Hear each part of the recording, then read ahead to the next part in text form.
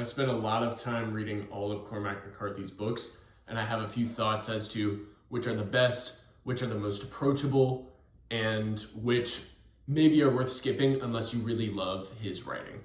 So starting with The Orchard Keeper, this is his first book, and it's one of the most skippable, although it's definitely not bad. He clearly draws a lot from Walden by Thoreau, which is a book that I'm reading right now. Definitely put this towards the bottom of the list of Cormac McCarthy books to read. Outer Dark and Child of God came after The Orchard Keeper, and both are fairly grim. Outer Dark is one of the bleakest books that I've read, and I would throw Child of God in there as well. Child of God draws pretty heavily from real life figures like Jeffrey Dahmer, and that should give you some idea of how macabre the book is. One that's pretty fun and short, but maybe not worth the money if you're looking to buy a few books by Cormac McCarthy is The Sunset Limited. I enjoyed this quite a bit. It's a play. The two characters are named Black and White. They're black and white, and one is a professor, one is not a professor, and they're talking about very academic ideas, very philosophical ideas, and yet both have just as poignant things to say. So a pretty interesting read all around. Suttree is semi-autobiographical. The main character in this book is probably the closest to how Cormac McCarthy is in real life, but Cormac McCarthy is a pretty reclusive guy, so there's no real way to know.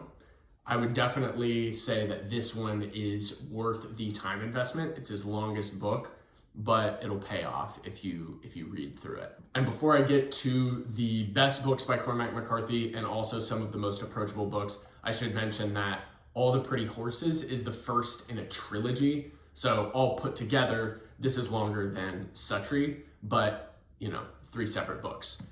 The middle book in this trilogy is kind of a slog. I really enjoyed it because it's a Western and it has the same characters that are in the third book, Cities of the Plain, which is probably my personal favorite Cormac McCarthy book, although it's really a toss-up between a few. So definitely, if you love All the Pretty Horses, you've got to read the rest of the trilogy. And so that leaves us with 3 of McCarthy's best and most approachable books. His greatest is Blood Meridian. This is the most critically acclaimed, the most literary of the books that he's written, and it depicts the Comanches both as the hyper-violent force that they were and also the hunted down and slaughtered people that they were. The main characters in this book are a group of marauders, essentially, who are going around scalping Comanches. The book is just as violent as you might think, and it is one of the best looks into the westward expansion of America.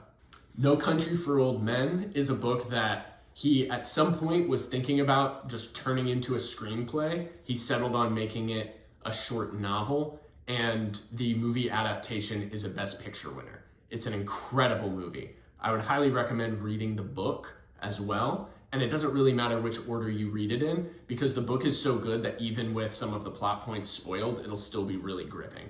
Definitely, I would say that this is the singular most approachable of his books, and it also has a pretty good payoff because you get to watch that movie after you finish it. Another Cormac McCarthy novel that's been adapted into a movie is The Road. This is excellent. I would also throw it in with his most approachable books. It's one that I think a lot of people have read, and it's the sort of book that you can read without knowing that you're reading a book by Cormac McCarthy because it's very popular. It's probably his most popular, I would venture to say. Cormac McCarthy has also written a screenplay, The Gardener's Son, and a play, The Stonemason, which I haven't read and haven't seen and am gonna omit because those aren't novels.